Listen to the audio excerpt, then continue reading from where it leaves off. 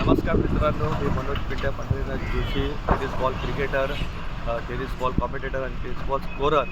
तुम्हाला एक नम्र विनंती करतो आहे की सध्याची परिस्थिती थोडीशी हालाकीची आणि या परिस्थितीमध्ये रेल्वे मैदानामध्ये सध्या सुरू असलेलं जे कार्य सुरू आहे ते थोडंसं आम्हाला शिफ्टिंग करायचा प्रयत्न करायचा आहे. कारण गेले काही वर्ष टेनिस बॉल क्रिकेट आम्ही या मैदानामध्ये सातत्याने खेळतो आहे. 70 ते 75 वर्ष झाले हे मैदान खेळासाठी राखीव ठेवण्यात आलं होतं आणि त्याचबरोबर इथे येणारे सर्व ज्येष्ठ नागरिक जॉगिंग ट्रॅकसाठी येतात, मनोरंजन करण्यासाठी येतात, खुल्या मैदानाची हवा घेण्यासाठी सुद्धा येतात.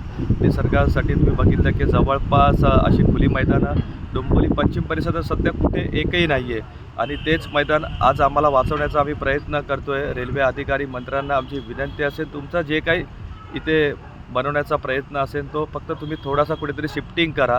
कारण बरेच दिवस झाले की आम्हाला खेळासाठी सुद्धा इथे जागा मिळाली नाही आणि क्रिकेट हा आमच्या रक्तात आहे, आमच्या श्वासात आहे आणि नेहमीच आम्ही क्रिकेटमध्ये जर तुम्ही पाहिलं तर आज भारतासाठी रिप्रेझेंट करणारे निलेश कुलकर्णी, अजिंक्य राणेसारखे खेळाडू देखील या मैदानामध्ये घडले. इथून त्यांनी सुद्धा आपल्या भारताचं, आपल्या डोंबिवलीचं नाव केलं आणि इथून अजून टेनिस बॉलसाठी बरेच तारे सितारे राज्यस्तरीय आणि इंटरनॅशनल क्रिकेटमध्ये सध्या पदार्पण करण्याच्या तयारीमध्ये. तर जेणेकरून जर हा मैदान इथे जर वाचला, इथे जर खेळण्यासाठी जर तो मैदान आम्हाला मिळाला तर जेणेकरून भविष्यात पुढच्या पिढीला देखील हे सामने आणि ह्या स्पर्धा खेळण्यासाठी त्यांना आनंद घेता येईल.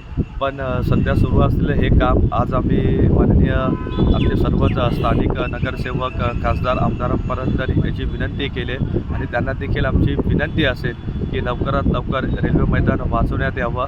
हीच आमची कळकळीची विनंती आणि तमाम टेनिस बॉल क्रिकेटरांना आमची विनंती असेल, खेळाडूंना, मनोरंजन करणारे आणि ज्येष्ठ नागरिकांना येत्या 31 मे 2026 रोजी प्रचंड संख्येने तुम्ही इथे उभे राहा.